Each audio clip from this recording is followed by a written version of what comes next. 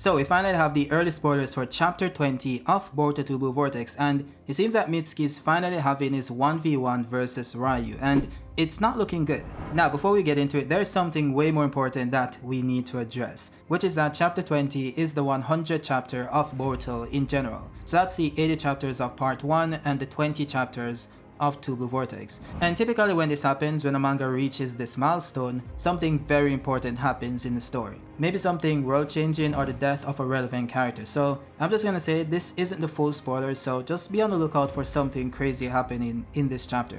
Now it's also possible that they do something outside of the manga, like maybe announce when the anime is going to return or some other side project being put into production. So I guess we'll see, but I'll let you guys know if something happens. Now as for the spoiler, it seems that Mitsuki is taking on Rayu 1v1. And I just want to point out that Rayu still seems to be faster than Mitsuki because none of his attacks are landing, at least based on these panels. So obviously Mitsuki isn't going to 1v1 Rayu, and that would make sense since what would be the purpose of his other teammates? Now Mitsuki can contribute in other ways since the weakness of Ryu's Iron Sand is lightning. So someone with a powerful enough lightning release can bypass Shinki's Iron Sand.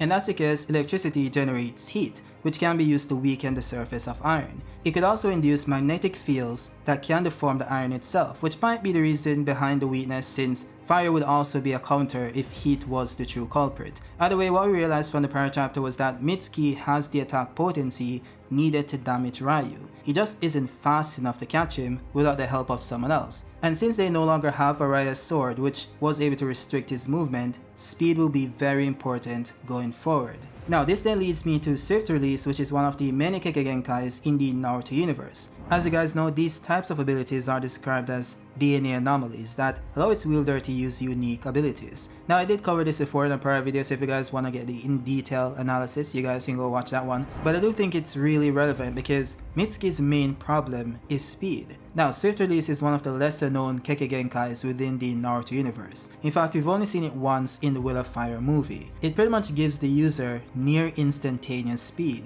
becoming nothing more than a blur while in motion. To date, this form of nature manipulation has only ever been used by Hiroko, who obtained it using his Chimera technique to steal Kekkei. So if you didn't watch that movie, you probably have no idea what I'm talking about, and to a certain extent, you may consider it filler since he wasn't in the mainline continuity. Though the same could be said for Steel Release, which initially debuted in the movie as well, but was later canonized in the Gaara Hiden novels. So I could see a case where this happens with Swift Release as well. Now when it comes to Mitsuki, he's only listed as having Jugo's Kekkei, which pretty much allows him to passively absorb and manipulate nature energy. So there isn't any record of him having any unique elemental based Kekkei, which seemed a bit weird given Orochimaru's capabilities. Even so, it still possesses the nature types known as Wind and Lightning Release, which are coincidentally the base elements required to use Swift Release, at least in theory. Now the reason why I say in theory is because it was never confirmed what two elements were used to create Swift Release. What we do know for a fact is that elemental Kekkei do require the usage of two nature elements. So it's not a matter of whether this is true or not, the real question is which two elements were used in its creation. With that said, if we were to observe the ability in action, it is very clear that Wind Release is one of the elements used for this ability, and it's also listed on the wiki page as well.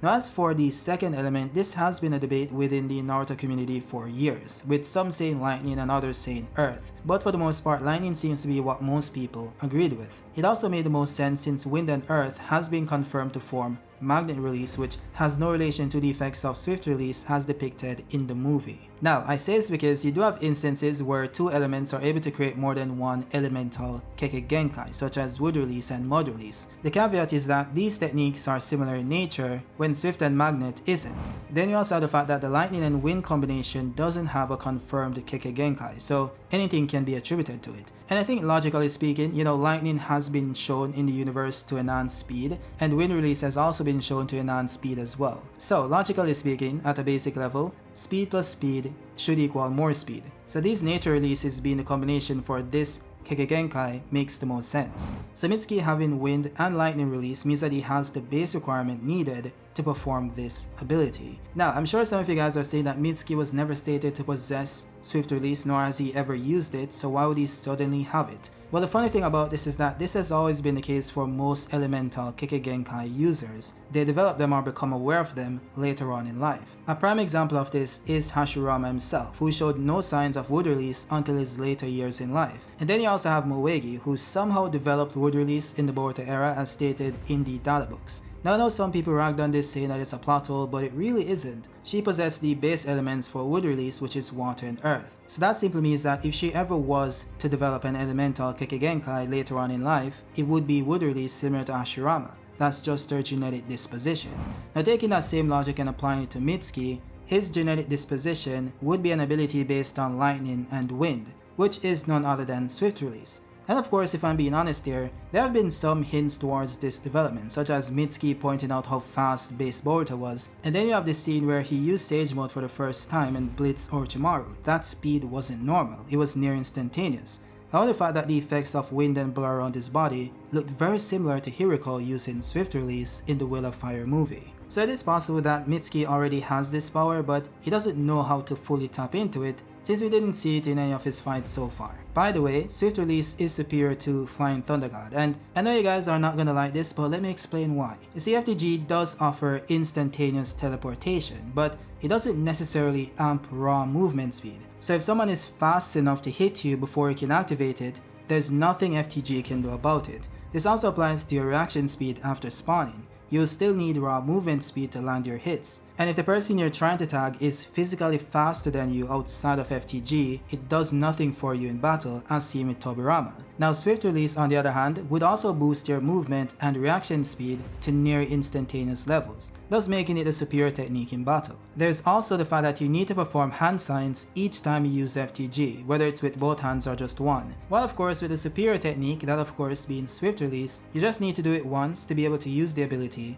continuously. Now there might be some limitations or time limit for this ability, but that hasn't been shown as yet, so until then we just have to go off what we know currently. Now there is another way to win this battle when it comes to Mitsuki, and it has to do with poison. You see, Rayu was bitten by Mitsuki's snakes multiple times in the prior chapter, so it is possible or plausible that the snakes were able to inject some kind of poison into Rayu. Now I know that these snakes are chakra snakes, or at least they seem to be, so the most likely case is that they didn't inject poison. But who knows, maybe Mitsuki was able to grease their fangs before they bit him and they were able to inject some level of poison into him, and that might cause him to slow down over time. And I know that some might say that Mitsuki's venom wouldn't be strong enough to take down Rayu, but if he was able to take down Kawaki, who had his defense boosted to beyond the maximum, which of course that would be what would protect him against poison, not offensive power, so I don't see why it wouldn't affect Rayu. Now I do have something else that goes into the entire Sage Mode stuff, and we spoke about it on stream yesterday, but I'm not going to include it in this video because it's way more important than to be attached to, a spoiler video. So it's going to get its own video and you guys can let me know your thoughts then. But yeah, that's it for this video. Let me know your thoughts down below, and also guys, the full spoilers will be out maybe this Friday or Monday. It depends on when the guys get the stuff. More than likely it's not going to be this week, that's typically not when spoilers drop, it's way too early. So more than likely it's going to be on Monday, which is a bit crazy given the fact that the chapter comes out on Tuesday. So I guess we'll just have to wait and see what happens. But yeah, I'll see you guys on the next one. Peace.